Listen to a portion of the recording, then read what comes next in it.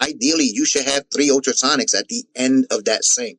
Now, for those individuals or those facilities that don't have the budget to have those ultrasonics, you should have that ultrasonic centralized so that the flow is always going towards the ultrasonic and then from the ultrasonic into the washers.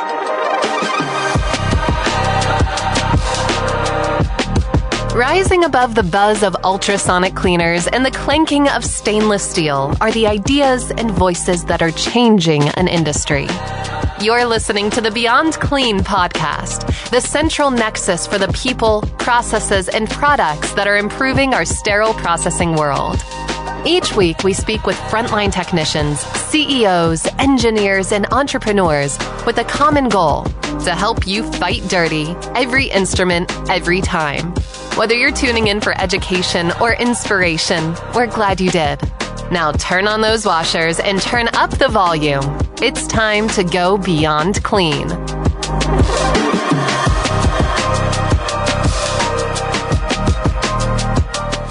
All right, Sterile Processing Universe, you're listening to Season 28 of the Beyond Clean podcast. I'm your host, Bobby Parker, and today on Planet Decontamination, we're taking a look at the centerpiece of your decontamination workflow. That's right, the decontamination sink. What type of sink you need in that decontamination area, and more particularly how to use that sink. Now, this is a topic that I imagine is going to stir up some debate in the industry, as it always has. Every department that I've worked in, there's been at least some disagreement as to how you set up these different sink workflows. So we're bringing into the studio today an educator in Jessie Lopez to talk to us about not only what kinds of sinks we need in our departments, but also how to use them, and particularly how to get your techs to use them the way that the standards say. So should be a great and insightful conversation, and stay with us. We will be right back.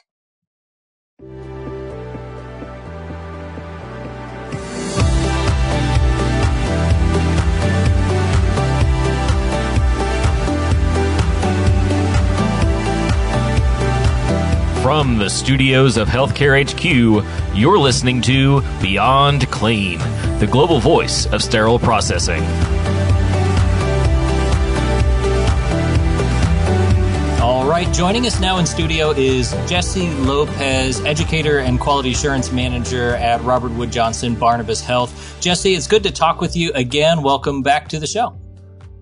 Thank you for having me, Bobby. Thank you. Yeah, always good to chat with you, Jessie. For those who are tuning in who maybe don't know you, maybe they've been under a rock and not on LinkedIn or haven't been tuned into the Beyond Clean podcast, would you tell us a little bit about yourself and particularly what your relation to this conversation around decontamination sinks is? Because I know we're excited to dive into that here shortly. Well, again, my name is Jessie Lopez. I am the educator and quality assurance manager here at Robert Wood Johnson and Barnabas Health. I am also the voice behind Stir the Pot and the business What Do You Do as a central sterile processor on LinkedIn, Instagram, and on YouTube, where I do videos and talk about the hard subjects here in sterile processing. I've been a sterile processing technician for 15 years of my career. I'm very passionate about it. I teach it every single day.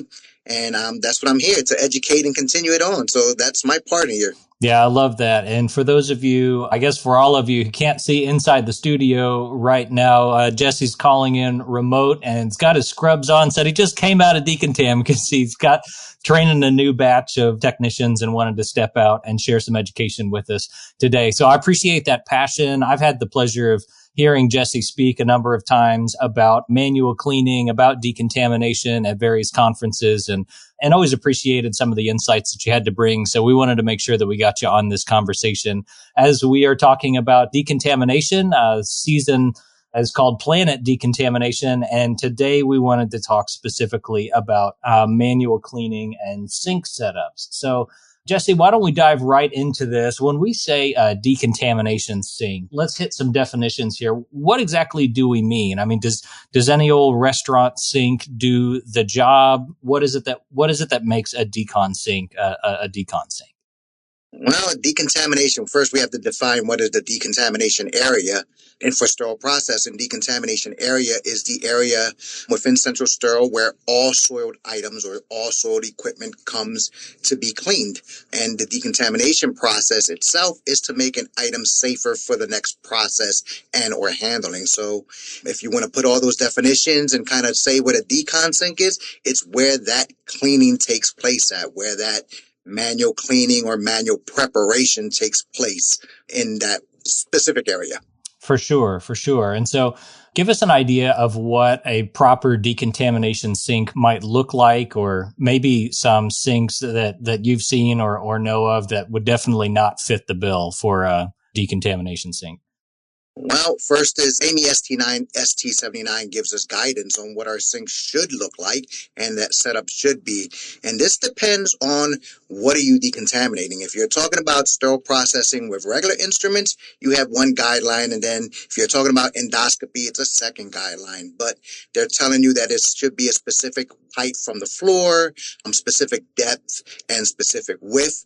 So you can't use a sink that you go at Home Depot and just wind up buying some ceramic sink or a sink that's not deep enough. When we talk about restaurant sinks, they're very similar to what we use in decontamination. You kind of have that same flow, but there's certain accessories that need to be on this sink to help us with that flow. You should have instrument air available at that sink. You should have a water gun or some kind of water jet, preferably.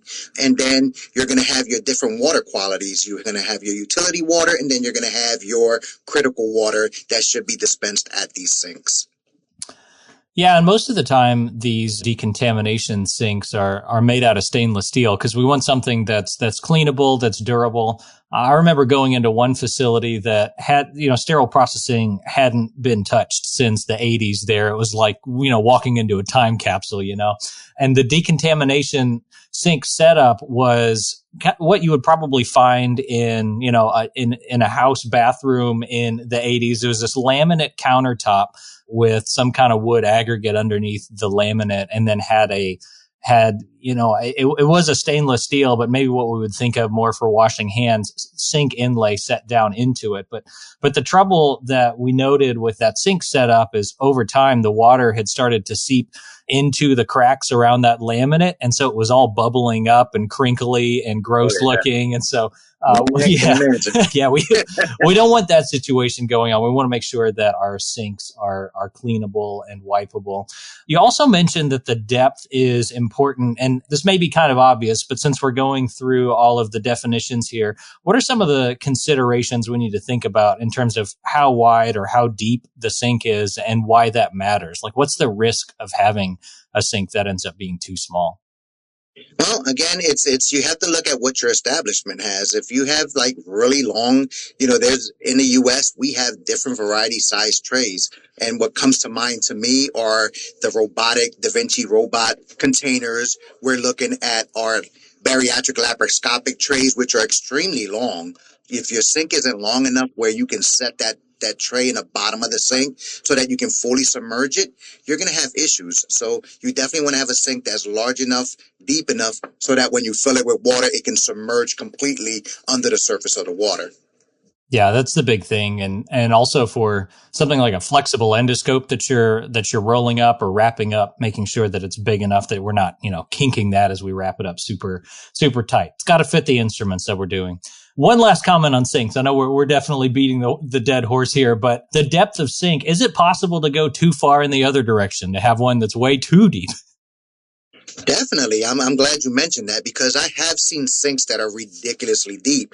Again, we want to think about ergonomics with the individual that's working in the sink. You have the different Decon gloves that's going to cover the cuff of your gown, but you don't want to have a sink that's so deep that you have to hunch over and kind of get on your tippy toes to reach the bottom of the sink, because the items that you're going to place in there is going to hit the bottom of that sink, right? You're going to be flat in there.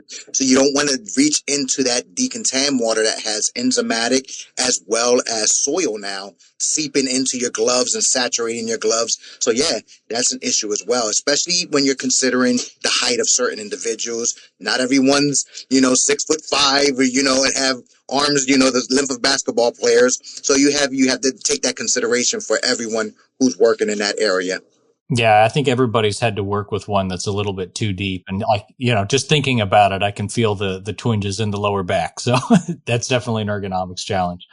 So let's think about department design here. With these decontamination sinks, where would you say is the ideal place in the decontamination workflow to have these sinks installed? Is there any important considerations about where sinks ought to be in relation to our washers or where they should be in the room? Most definitely. That's a great question, Bobby, because I've seen many departments that are built and they really don't think around this concept. So our workflow should always go from dirty to clean. And if you're thinking about the process, a lot of our process is either manual or manual preparation.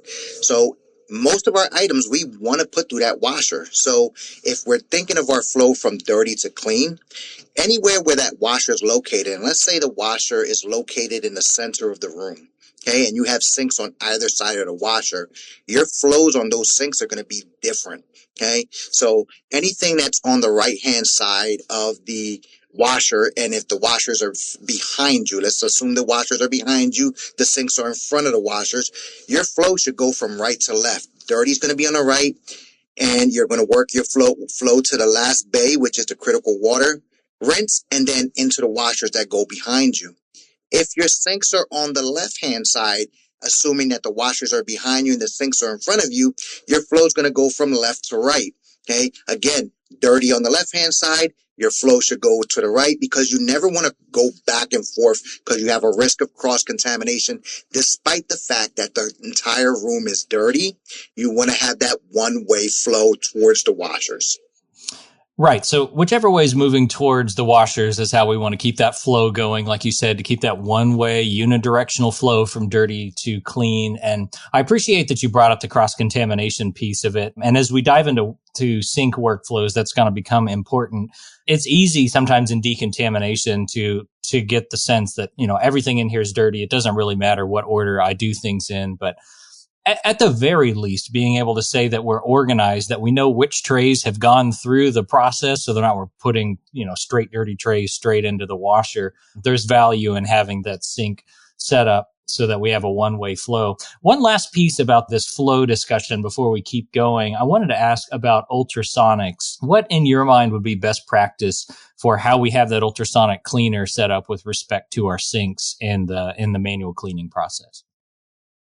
Again, so that is part that ultrasonic cleaner is that's that fine cleaning. Okay, ultrasonics are not designed for bulk cleaning, so that ultrasonic should be at the very end of that sink process. Again, as close as possible, so that you're not dripping water all over the place or causing any slip hazards. That ultrasonic should be pretty close to wherever your sink process is at. So ideally, if you can, you should have an ultrasonic for each sink or each sink setup that you have. So if you have 3 sinks, ideally you should have 3 ultrasonics at the end of that sink. Now, for those individuals or those facilities that don't have the budget to have those ultrasonics, you should have that ultrasonic centralized so that the flow is always going towards the ultrasonic and then from the ultrasonic into the washers. You mean we're not supposed to have it over in the corner of the room where you have to walk halfway across Decon to use the ultrasonic? Well, that's what we usually see. That's right. Sitting there collecting dust, or it's a platform for the trays that we don't have space to put on. But yeah, no, it should not be there. Yeah, there's always value in trying to figure out how do we make the right thing to do in our workflows the easy thing to do. And yeah, when you set the expectation that we're gonna put all these instruments through the ultrasonic cleaner, but we only have one of them. There's not enough washers to keep up with the workflow. It's halfway across the room, so they have to, walk across the room both times, both to pick it up and to unload the washer. You're going to find that you're just going to fight an uphill battle trying to get people to use that ultrasonic. So if you only have one in the department, the very least, explore what it would cost to get the thing relocated to next to your sink so that it can just kind of flow right through that one-way flow from manual cleaning through ultrasonic cleaning and on into the washer. I think that would be valuable. One more workflow question for you, Jessie, before we dive into kind of this big sink debate about how many bays we need and how we ought to be using our sinks is hand washing. So Do you think that there's any value in splitting up separate stations for a manual cleaning only sink that are going to get passed through the window and the ones that set instruments through the washers? I've seen facilities do it both ways. Some, do it all through the same sink. Some split it into two. Is there any considerations that we should have in deciding whether or not we're going to have dedicated manual wash sinks? I mean, again, this is depending on the facility, but I can tell you right now as an educator, I think that's one of the biggest things that a lot of technicians struggle on as to what gets manually cleaned and what gets manually prepared. When you start mixing the two up, is you start seeing that you skip the manual cleaning and you're actually just manually preparing devices and not really giving it the attention of detail that it really requires for the cleaning process. So yes, I see a great value in having a separate sink for just hand wash only items, because those items are not going to most likely not go into an ultrasonic or into a washer disinfector. It's going to go straight through a pass-through window, and that's where that sink should be located, closer through that pass-through window. Yeah, from a workflow perspective, for sure. And then there's also just a difference in mindset that happens when you're manually cleaning something that's going through that pass-through window, because we don't have the benefit of kind of a rewash and a thermal disinfection coming after what we're doing in the sink, like what you would have if you were loading into an instrument washer. So not that we're not paying careful attention when we're decontaminating instruments at all times, but there is a sense that the risk is higher at that manual cleaning station. We have to have this instrument totally ready for handling without PPE at the end of this process. And we have to be even more vigilant and mindful about that cross-contamination. So a lot of facilities that, because they've only got one sink set up, they're having to do a really careful, wipe down and drain of all of the sinks before they switch from the ones going into the washer to the ones maybe being passed through the window. But when you can have that separate setup and have those different expectations for cleaning and a little bit, elevated practices around keeping the instruments safe, I think there's something to be said for having that dedicated station for manual cleaning your cameras and scopes. Definitely, I agree.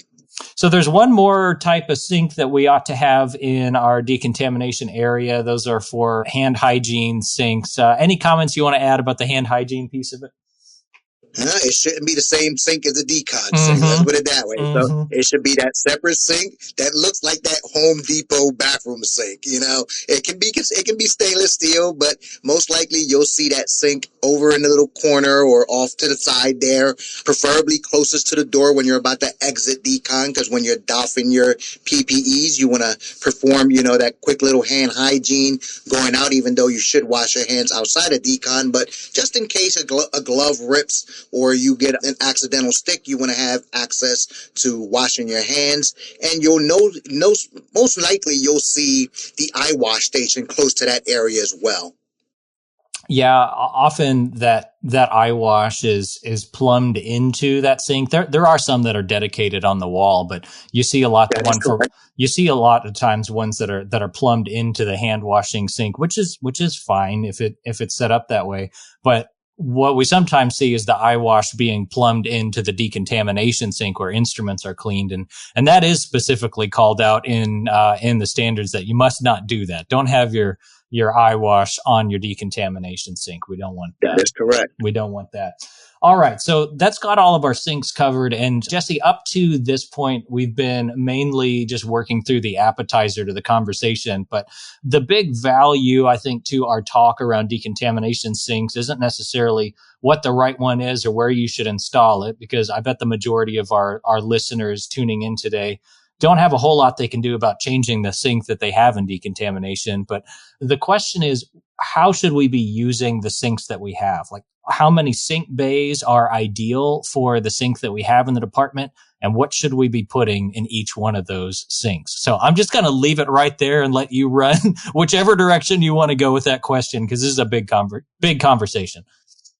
This was one of my favorite, debate conversations with sink setups.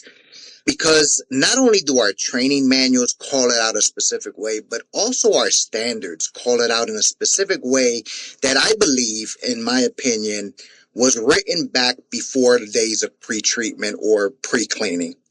In my opinion, the sink setup should be just like you would wash anything else or wash yourself. You have to apply water to something to rinse off whatever visual residual you see on there. Then you apply a detergent or soak it to help break down that soil that's not easily rinsed off. And then you finally rinse it with what we consider critical water. So ideally, we should have a 3-sink setup, a three sink or 3-bay setup. That's how it's called out in the standards, a 3-sink or 3-bay sink setup. Okay, 1 sink dedicated to just critical rinsing, another bay or another sink dedicated to the soaking and washing, and then another sink for the initial rinse. Now, here's where I get into this debate with how the training manuals set it up and how the standards state it. The first bay is considered the wash soak sink. You're going to immediately pre-soak your items before initially rinsing and then final rinsing with the last bay. OSHA is regulatory, and OSHA states that we should not mix any chemicals whatsoever. So if we're pre-treating with a commercially available detergent, or moistening agent, that cannot be mixed with the detergents that we use in the decontamination area. So those detergents and those pre-treatment gels or sprays or foams need to be rinsed off prior to soaking. So the first bay should be the initial rinse. We're going to sort our instruments. We're going to soak them if we're going to just if we're just going to manually prepare. We're going to soak it, allow it to break down the little soils that were difficult to remove. And then the final and last bay is dedicated to critical water rinse. So ideally, 3 bays, rinse, wash, rinse.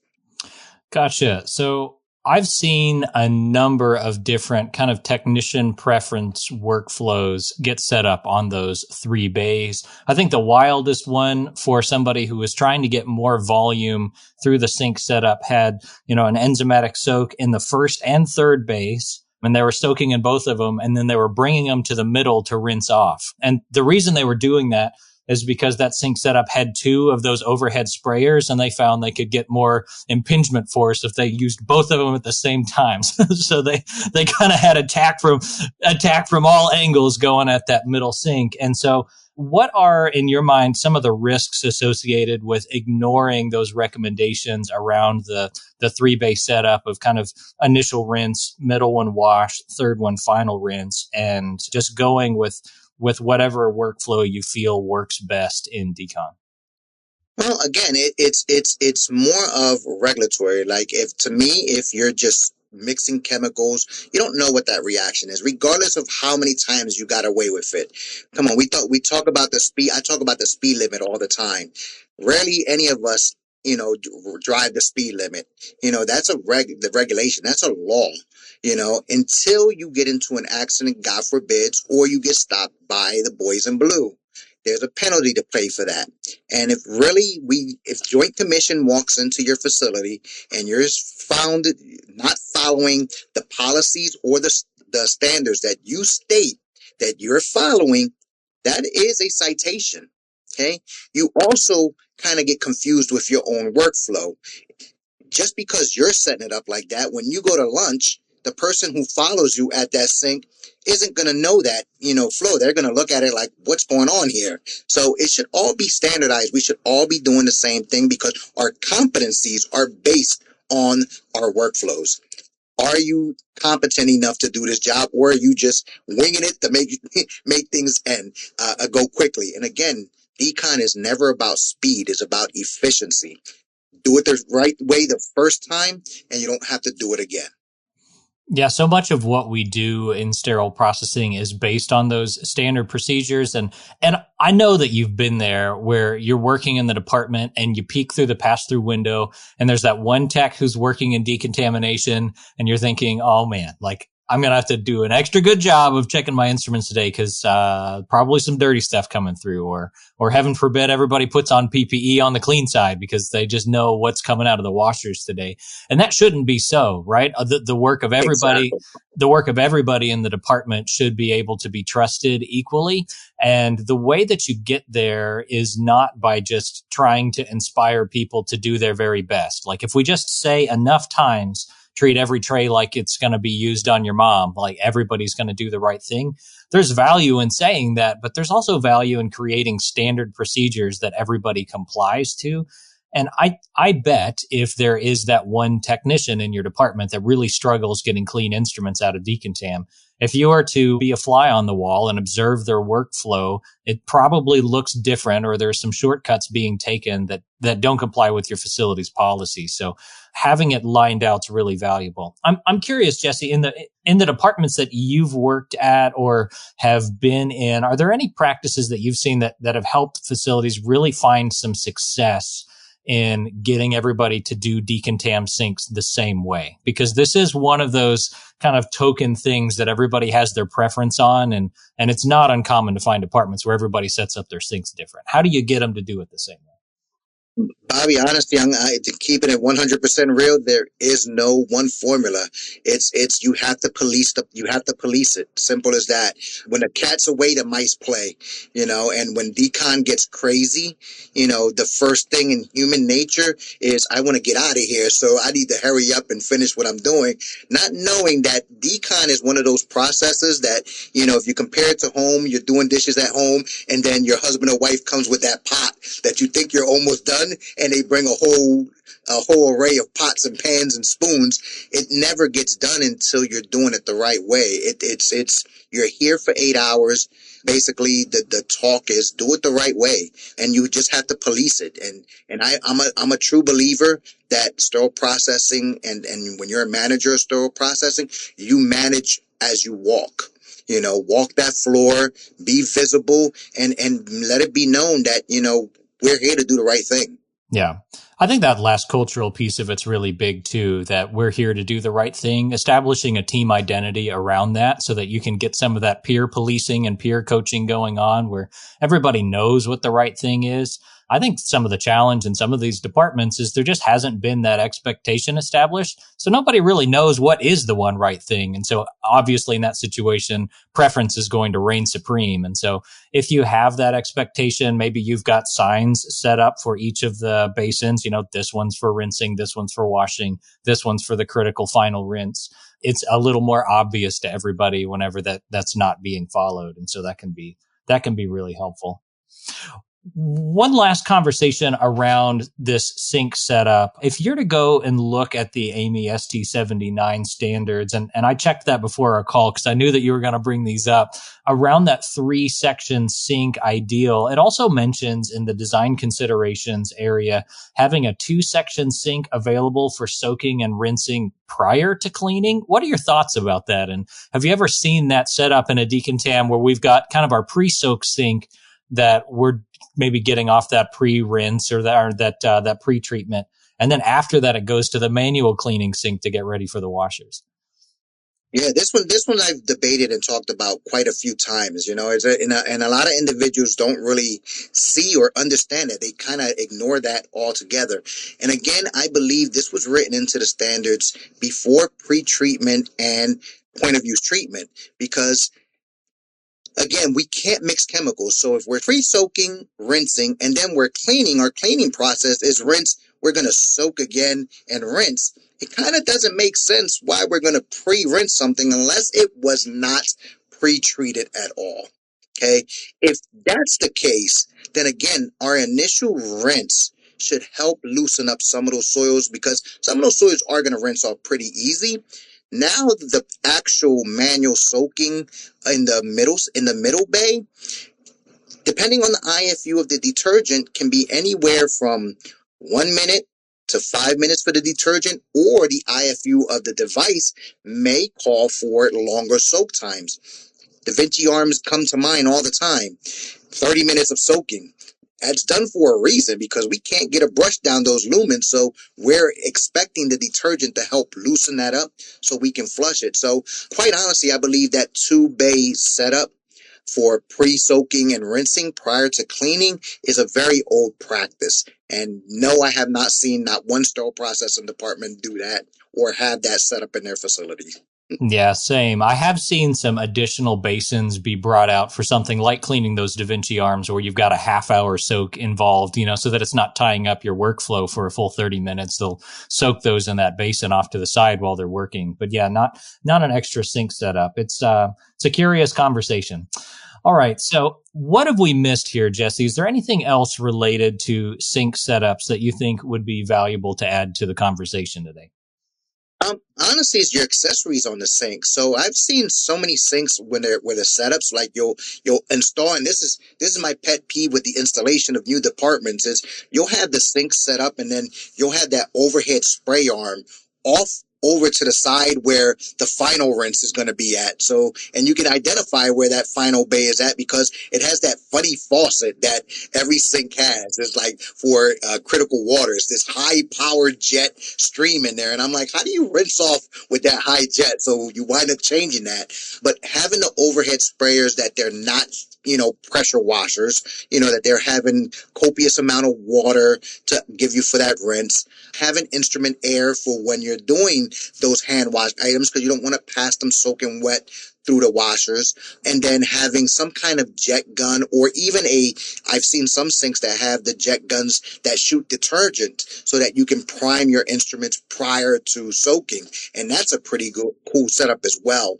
Overhead lighting is extremely important because ST79 calls that out, that for manual cleaning in the Decon sinks, there's 3 different lux. And as you get older, the gray hairs start coming in, your eyesight gets bad. So you need better lighting to be able to inspect those instruments. So your Decon shouldn't be no dungeon or dark area where you're cleaning your sinks. And then ergonomics as well. Height adjustable sinks for different height individuals, making it safe for, keep our backs healthy because we're standing for long periods of time at those sinks. Dispensers for detergents is another one. How you're dispensing your detergent. Are you automatically dosing? Are you manually dosing?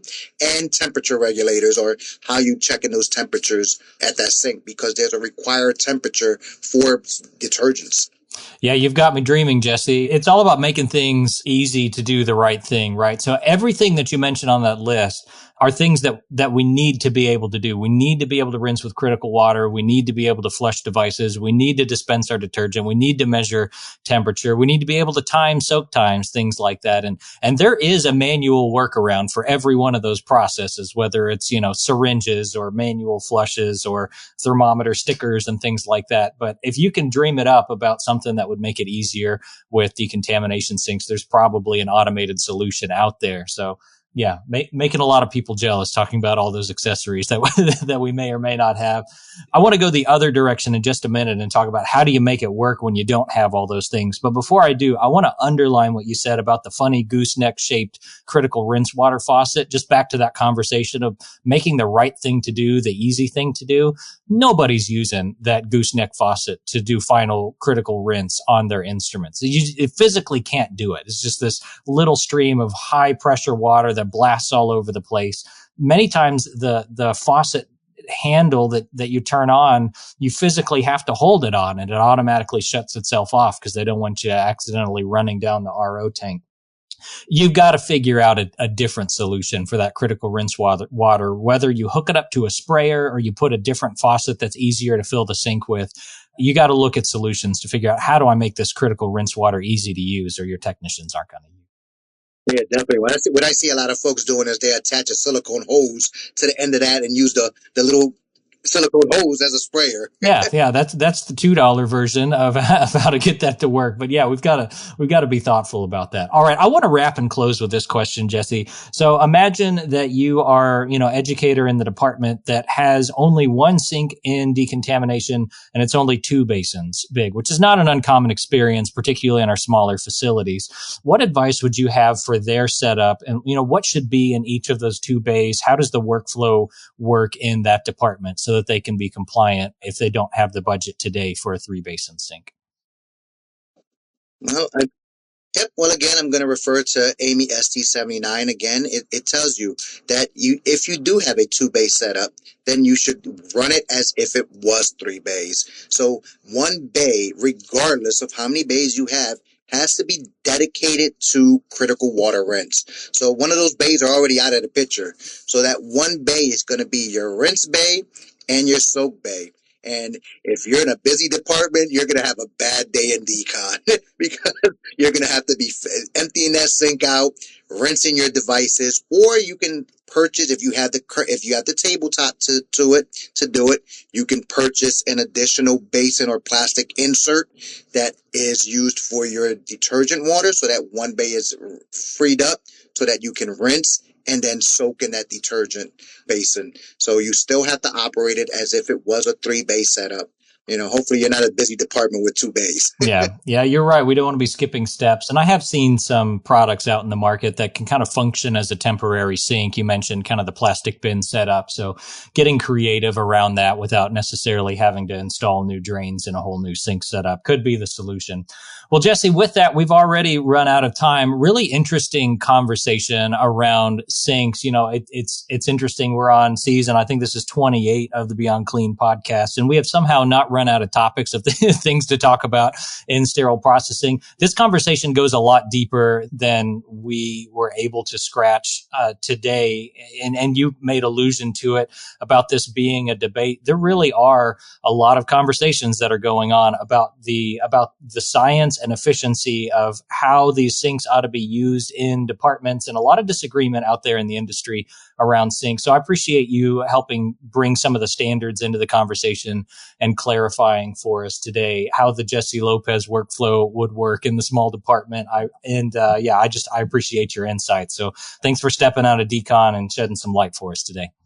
No problem. Thank you very much, Bobby. Thank you and Beyond Clean for having me.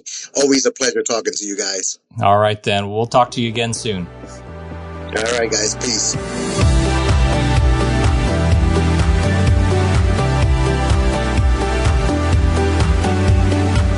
And that was Jessie Lopez, educator and quality assurance manager in sterile processing, talking to us about sink setups in our decontamination rooms, where they belong, what the sink should look like, and particularly how to use what you've got. And I don't know, as I'm reflecting on the conversation that we had, I just want to say for a moment that I get it. I get the challenge and the struggle in decontamination. There is no spot in our sterile processing department that can feel more pressed for time and high stress than being in Decon when there are so many cases that are finishing, when you've got turnovers coming through, and efficiency just stays top of mind. How do I get these instruments out of here? And so inevitably people end up inventing all kinds of workflows using those sinks to try to get more volume through the sinks. But I just want to encourage you to take a hard look at what your CRCST manual will tell you to do, or what your Amy ST79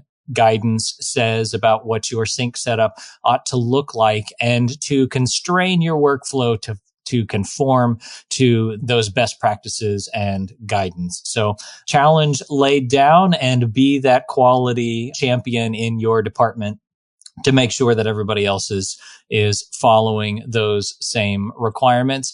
We talked about a lot of different kinds of sinks today. And honestly, the more I thought about it, there could be even more types of sinks. We talked about that critical rinse that happens at the end of manual cleaning, either before the window or before the instrument washer.